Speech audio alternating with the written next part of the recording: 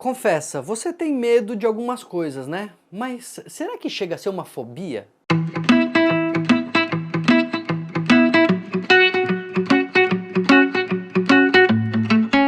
Esse vídeo é uma sugestão da Tainara Salgado. Ela pediu pra gente falar um pouco sobre a diferença entre medo e fobia. Ela tem uns medos aí que ela tá enfrentando, tá superando algumas coisas, ela achou que era fobia. Qual que será a diferença entre medos normais e fobias? Basicamente é uma questão de intensidade.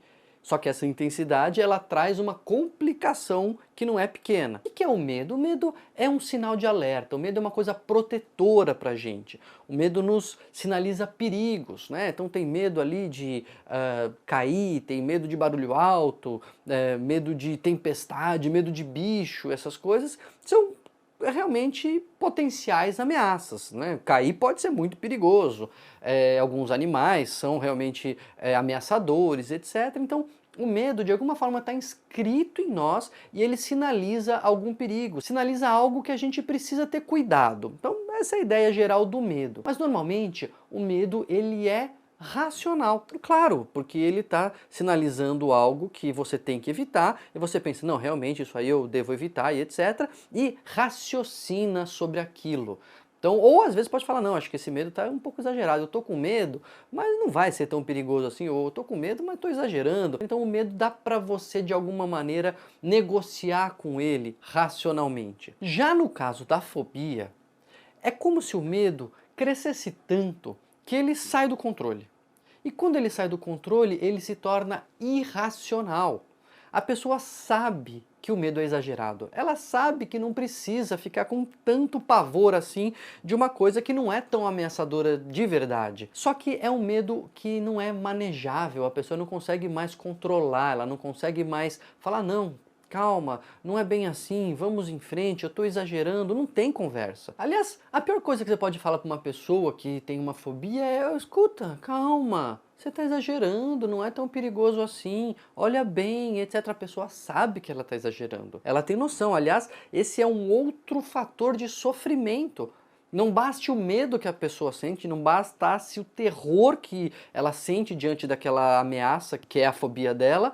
Além disso, ela sabe que está exagerando, ela sofre por estar exagerando. E a fobia, por sair do controle, ela traz prejuízo para o dia a dia da pessoa. Prejudica no seu deslocamento, prejudica no seu trabalho, prejudica nas suas relações sociais. Tem graus, né? A pessoa pode ter uma fobia tão intensa que ela evita contato com as pessoas, se for uma fobia social, por exemplo. E as fobias podem ser específicas, a fobia de cobra. A fobia de cobra, você pensa assim, ah, mas a pessoa mora na cidade, ela sai de casa, trabalha num banco, o que a fobia de cobra vai atrapalhar a vida da pessoa? Tem gente que tem medo de ligar a televisão porque pode aparecer uma imagem de uma cobra, que fica assim, folheando revista devagar porque vai que tem imagem de uma cobra. É esse nível de terror que a fobia pode assumir. É importante a gente entender que a fobia então ela tem focos, né? Então são fobias específicas normalmente, e de forma mais comum são fobias que se relacionam a medos reais. Então é importante a gente lembrar que a fobia normalmente é específica, tem focos, né? Tem alvo, é fobia disso, fobia daquilo, e de forma mais comum, o alvo da fobia são ameaças potenciais reais. Então é fobia de tempestade, fobia de altura, fobia de animais e etc. Então é uma ameaça real, então o medo tá tudo bem? Não, a ameaça pode ser real, potencialmente real, mas é diferente o sujeito ler na previsão do tempo que pode chover à noite e já começar a ter crise de pânico de manhã com medo da tempestade que pode vir a acontecer. Né? Ou o sujeito ser convidado para jantar na casa de alguém e falar, não, eu não vou porque vai que tem uma barata. Então as fobias elas chegam a esse nível de irracionalidade, de ameaça, realmente travando a vida das pessoas. O tratamento mais eficaz para as fobias, por mais que as pessoas fiquem desesperadas ao ouvir isso, é a terapia de exposição. Exatamente, a pessoa tem que ir sendo aos poucos e com auxílio de um profissional normalmente, exposta àquilo que dá medo para ela. Devagar, de longe, em pequenas doses, se aproximando aos poucos daquilo que traz medo, ela vai percebendo que não acontece nada, então ela pode abrir uma revista e ela pode inclusive pensar numa cobra, ela pode ver a foto de uma cobra, ela pode encostar na foto de uma cobra e assim vai, aos poucos, com o tempo, não precisa ficar desesperado, não vai ser rápido não, mas o medo, quando não acontece nada, a pessoa ela encosta na foto de uma cobra e ela tem aquele...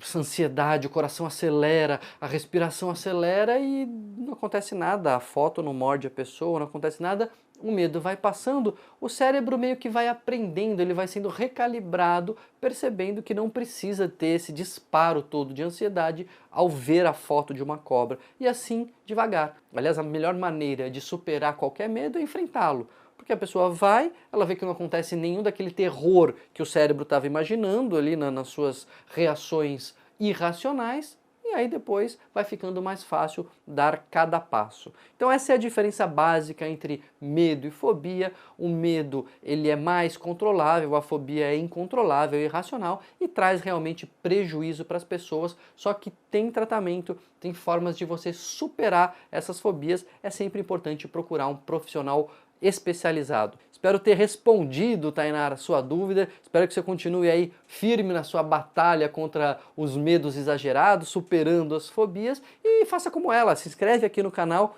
divulga essa mensagem que tem muita gente com fobia que você nem sabe que pode se beneficiar dela.